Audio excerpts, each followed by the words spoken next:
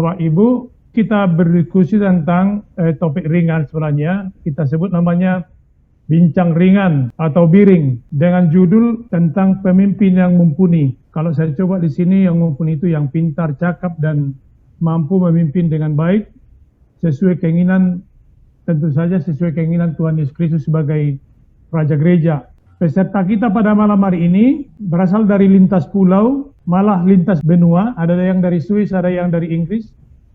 Pembicara dari Jerman salah satu, ada dari kota, desa, bahkan lintas gereja, lintas aliran, lintas suku, lintas umur, dan lintas profesi.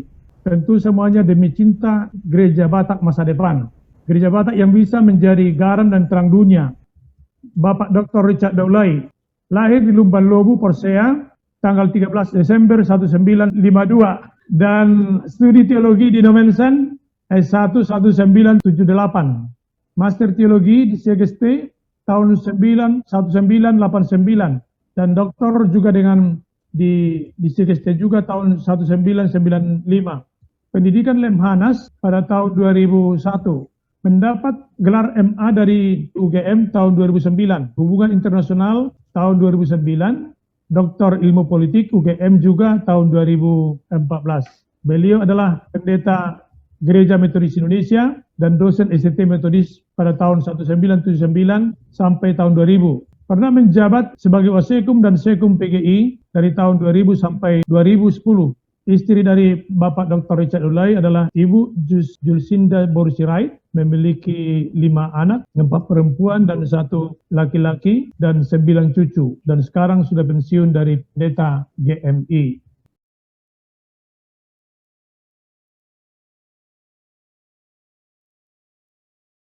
Menanti pemimpin yang mumpuni. Jadi 2 tema ini. Jadi kalau saya ditanya gereja Batak masa depan yang seperti apa yang kita doakan dan harapkan dan yang kita mimpikan dan visikan ke depan itu. Kalau saya ditanya itu, jawab saya adalah gereja Batak yang bersatu. Jadi semua gereja-gereja Batak yang ada di Indonesia ini, apakah HKBP, GKPI, HKI, GPKB, Gereja Metodis yang Batak, karena Metodis ada Cina, ada Batak, dan lain-lain. Maunya itu menjadi satu gereja Batak di Indonesia. Itu kalau saya ditanya. Kenapa? Karena memang peribahasa yang berkata united we strong, divided we fall, itu tidak bisa disangkal. Bersatu kita teguh, bercerai kita runtuh. Nah, pertanyaannya sekarang, apakah suara gereja Batak didengar bangsa ini? Dalam gonjang-ganjing perpolitikan di tengah bangsa sekarang ini, apakah gereja Batak? Yang paling besar adalah HKBP. Apakah HKBP sekarang berbicara atas nama gereja Batak untuk menyoroti dan menyikapi isu-isu segala macam di tengah bangsa ini? Pembakaran gereja, pembunuhan di Palu, juga gonjang-ganjing ya, penghinaan daripada lembaga-lembaga negara dan pemimpin negara oleh orang yang menamakan dirinya imam besar dan lain-lain sebagainya. Di mana kita gereja Batak? Kenapa suara kita nggak kedengaran? Karena kita pecah-pecah, fragile, sprinkle, pecah-pecah kita terus. Dari zaman ke zaman gereja Batak pecah. Jadi kalau saya ditanya, masa depan gereja Batak, maunya gereja Batak yang kembali bersatu.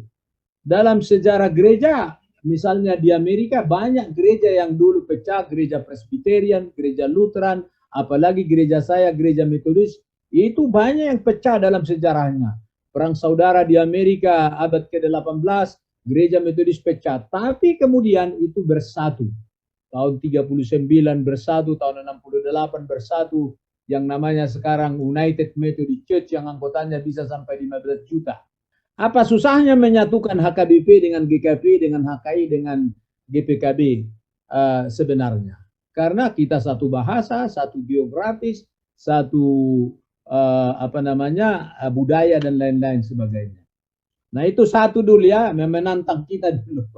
Jadi seperti gereja di Jerman ya, di Jerman, Ben Stein lebih tahu daripada saya. EKD, Evangelical Kirche in Deutschland. Bisopnya banyak. Tiap negara bagian ada bisopnya. Tapi mereka satu, EKD namanya. Evangelike Kirche in the Netherlands. Kenapa itu nggak kita tiru? Kenapa mesti pecah gereja Kola? Kenapa mesti pecah gereja Pak Dairi? Karena faktor geografis atau karena faktor bahasa? Enggak juga. Dan lain-lain sebagainya. Sebenarnya itu satu ya. Yang kedua, mengapa gereja-gereja Batak pecah? Gereja-gereja Batak ini sejarahnya sejarah perpecahan. Mulai tahun 17, tahun 24, tahun 34, tahun 64, tahun 78 hampir pecah. Saya mahasiswa teologi tahun 78. Antara Epurus Gehemsiahan dan Sekjen Nefasi Anipar bersama-sama dengan TD Pardede itu hampir pecah. Tahun 98 Nababan dan PWT, SSA dan Monjo segala macam hampir pecah. 10 tahun itu dualisme, dua almanak, dua aturan, dua ini, dua ini, dua ini, dua pun. Untung nggak jadi pecah, nggak ada denominasi baru. Nah ini sekarang HKBP mau menjelang sinode ini ya. Ada dua kandidat, ada Martonggo Sitinja, ale-ale saya, ada apa Butar-Butar, sahabat saya. Maunya bagaimana ini kita mensikapi ini? Jadi kenapa gereja Batak pecah-pecah? Kenapa GPIB tidak pecah?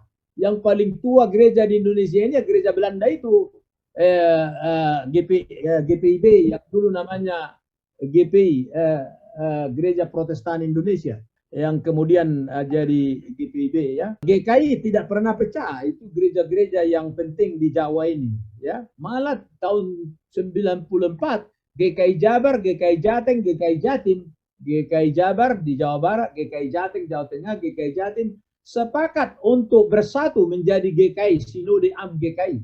Itu sidang Raya PGI tahun 94 di Papua. Saya waktu itu mereka deklarasikan bersatu sesuai dengan visi PGI itu membentuk satu gereja Kristen yang esa di Indonesia. Saya belum bilang gereja-gereja di Indonesia ini maunya satu ya. Walaupun cita-cita PGI itu adalah pasal 4 tata dasar itu membentuk satu gereja Kristen yang esa di Indonesia. Itu mimpi PGI dari mulai berdiri tahun 50. Dan itu sudah terjadi di India. Church of South India itu macam-macam denominasi dulu itu. Church of North India macam-macam denominasi dulu itu. Bisa bersatu. Di Kanada bisa bersatu. Di Australia, Uniting Church in Australia, Lutheran, Methodist, Anglican itu bisa bersatu di Australia. Kenapa? Itu cita-cita PGI dulu tahun 50. Tapi saya, walaupun saya mantan sekjen PGI, saya enggak, gereja-gereja Batak kita ini dulu maunya kita bikin bersatu dulu. Bisa enggak Pak Manguntang Panjaitan atau wishful thinking itu? Buat saya bisa. Asal ada pemimpin yang mumpuni. GMIM di Manado itu sama umurnya dengan HKBP, tidak pernah pecah. GPM di Ambon nggak pecah dan lain-lain sebagainya. Kenapa gereja-gereja kita, gereja Batak ini pecah? Nah, jadi saudara-saudara, itu yang kedua dulu pointer saya. Ya, jadi visi saya maunya bersatu. Kenapa pecah? Nah, saya mau jawab dulu. Kenapa pecah? Apakah pemimpin kita ini kurang mumpuni?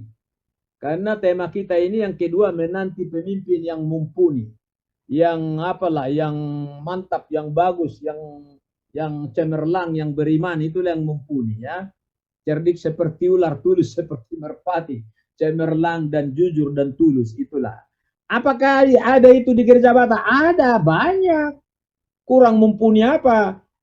Epurus HKBP, Justin Sihombing, TS Sihombing, SAE Nababan, PWT Simanjunta, Zer Hutauru, kurang mumpuni apa?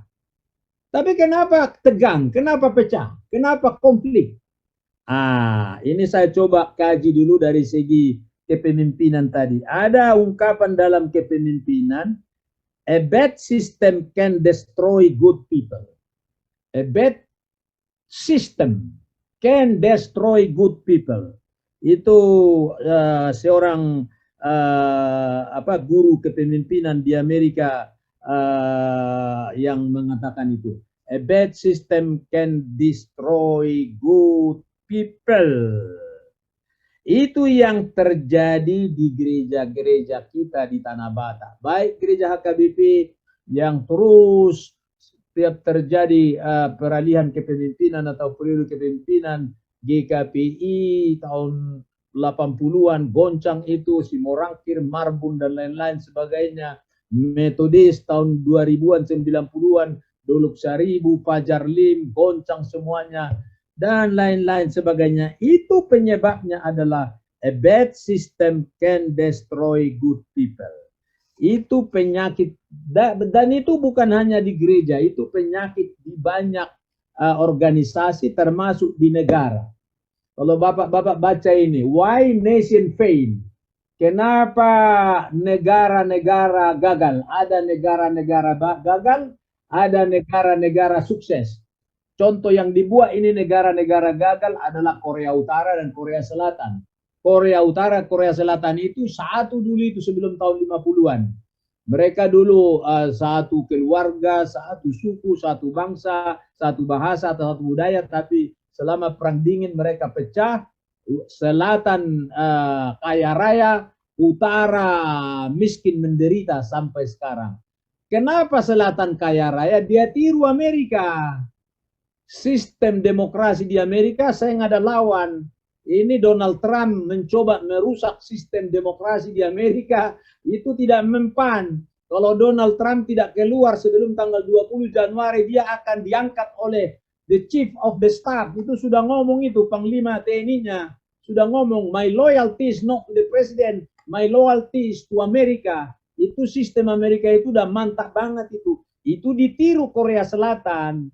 Lalu dia makmur. Korea Utara itu diktator, tiru Rusia, tiru fasisme di Jerman dan lain-lain. Maka menderita. Bad system can destroy good people. Itu tidak bisa disangkal kebenarannya itu. Nah, apa sistem yang kurang baik di gereja-gereja Batak? Ini saya udah tulis ini baik di disertasi saya maupun di berbagai ceramah saya, termasuk bulan Juli tahun lalu ya Pak Marihot, ya ada diskusi kita tentang masa depan kepemimpinan gereja Batak. Jadi memang sistem di gereja Batak ini tidak cocok dengan budaya Batak. Budaya Batak ini rajaisi rajaison. Nah, gitu. Jadi budaya Batak ini dari segi budaya, karena negara pun dipengaruhi oleh budaya politik, gereja pun dipengaruhi oleh budaya setempat.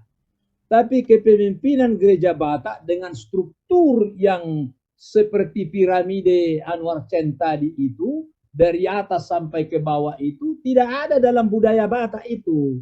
Tiap kampung, tiap horja, tiap bius itu punya pemimpin. Nah, itu yang kita tiru dan tidak cocok dengan budaya Batak. Itu pergumulannya di tengah-tengah kepemimpinan gereja Batak. Sebenarnya yang cocok struktur gereja Batak ini di gereja Jawa. Karena gereja Jawa itu adalah menganut budaya keraton. Sampai sekarang ada Hamengkubuwono ke-10, keraton. Dari itu piramide. Toh, Batak nggak ada keraton. Sisingamangaraja bukan keraton. Itu hanya pemimpin rohani. Nah, itu mesti dikaji oleh kita, pakar-pakar, pemikir-pemikir gereja Batak itu. Sehingga yang saya lihat di gereja Batak sekarang, terutama di kota-kota, tidak mau lagi tunduk kepada pihak raja, ditempatkan pendeta di Jalan Jambu. Ya, tidak cocok menurut pakar-pakar di Jalan Jambu. Ada Luhut Panjaitan di situ, ada Tolo Sihombing, bintang 3, bintang 2, jenderal-jenderal, ada konglomerat. Enggak cocok. This is not the time. Oleh karena itu harus dikaji sistem. Dalam sistem bergereja, misalnya soal penempatan tenaga pendeta, ada yang namanya sending pastor, ada yang namanya calling pastor.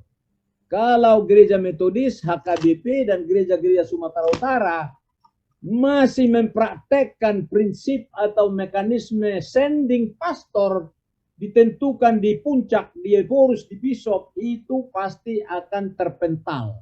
Zaman now tidak bisa lagi begitu. Negara sendiri aja sudah sangat otonomi daerah ditekankan. Nah, itu tradisi-tradisi. Kita jangan tradisionalisme.